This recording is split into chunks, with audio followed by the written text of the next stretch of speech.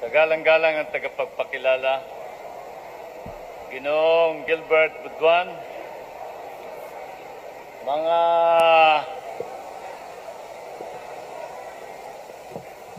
tumanggap ng pagpaparangal sa tanghaling ito, mga aking mga anak, kabataan, barangay.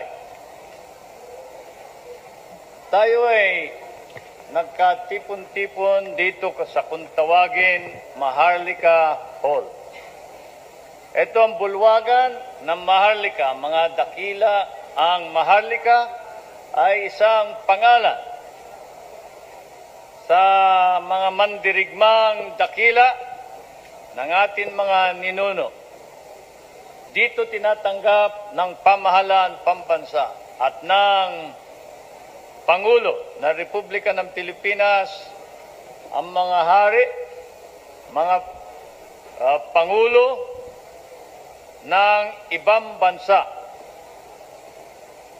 Sa akin akala, lalong mahalaga ngayon ang mga panauhin dito sa bulwagan ng Maharlika sapagkat kayon lahat ang bagong bayani ng bagong Pilipinas.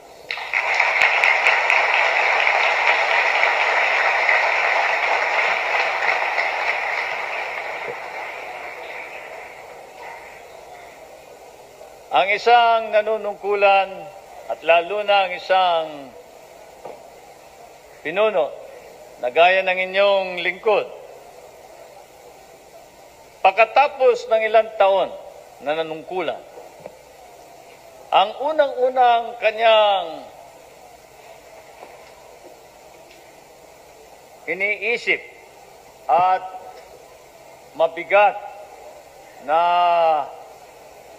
binabalikat ay kung maaari ang lahat ng kanyang mga pinaninindigan at sinimulan gawain, lalong-lalo na sa pagtatatag ng isang bagong filosofiya o ideolohiya.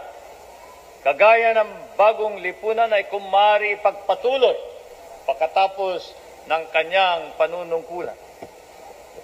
Sapagkat ang ating mapayapang himagsikan ay sang-ayon sa ating saligang batas. It was proclaimed in accordance with the constitutional provision of 1935, wherein we said, or rather it the mandate, in case of invasion, insurrection, rebellion, or imminent danger thereof, when the public safety requires it, the President of the Philippines may suspend the writ of habeas corpus or throughout the Philippines or any part thereof. Kung babasahin mo itong saligang batas, wala kang yaahon na diwa kung hindi yang kapangyarihan na yan sa saligang batas ay ginagamit upang matigil ang ligalig na gawa o kaya pangaagaw ng kapangyarihan ng pamahalaan sa pamagitan ng lakas o kaya himagsikan. This power was originally conceived as a power in order to prevent the use of violence to attain political authority through a rebellion, a coup d'etat, a palace revolt, or any other means which is not authorized by the people through legitimate and regular elections. Ngunit ginamit natin yung kapangyarihan na yan upang mapalitan ang ating buong lipunan. We utilize this power in order to restructure our society, economic, social, and political. Sinimula natin bawiin ang mga dating gawa ng ating mga ninuno. Nagtatag tayo ng barangay. Ngunit ang ginamit natin na batayan niyang bagong barangay ay ang kung tawagin ng mga naunang nanungkulan na Espanyol, barrio. The barrio, which was the original smallest political unit under the Spanish regime, adopted by the Americans. Ngunit,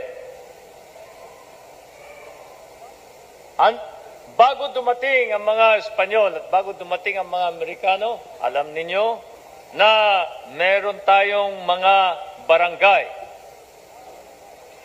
Ang kasaysayan ng mga barangay, kasama riyan ang kung tawagin prototype of democracy o di kaya pagsisimula ng pamahalaan sa pamagitan ng bili ng karamihan. A government set up through the authority of the majority. Ang balita ay noong mga panahon ng mga ating ninuno bago dumating ang Espanyol. Kung ang isang barangay ay humaharap sa digmaan at ang kanilang dato o hari o lakan o chief ay hindi na niya kayang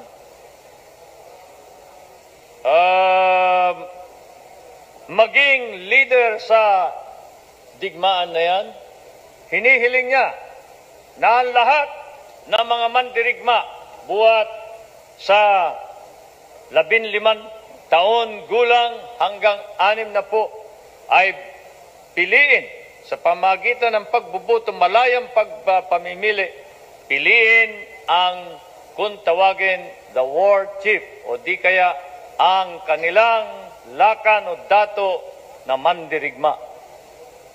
So it is quite obvious that we had the beginnings of a democratic system even before the arrival of the Americans in the Philippines. Bago dumating ang Amerikano at kanilang ideolohiya o di kaya batayan sa kanilang saligang batas na tinatawag nilang liberal democratic system, dito sa Pilipinas ay meron na tayong pagsisimula ng isang pamahalaan sa pamagitan ng pamimili ng karamihan ng mga mamayan sa loob ng barangay. And thus it is that we have established the barangay. However, it is also quite true that the barangay often depended more upon the young than upon the old. Today, we also go back to that tradition. Ito ay isang dating gawa ng Pilipino.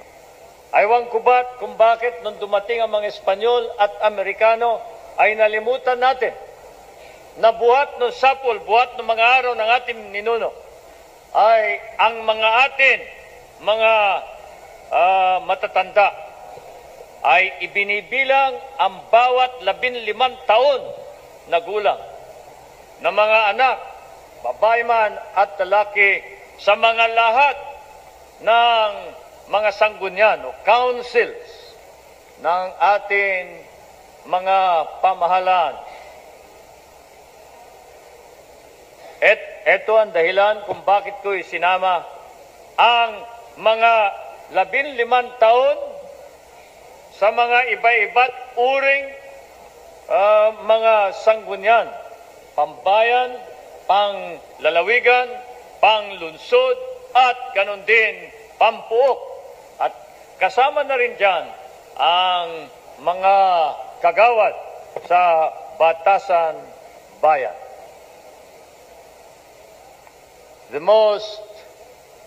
The heaviest obligation of a leader is to see to it that all the ideals and principles on which he bases a restructuring and a change, a revolution of society must continue.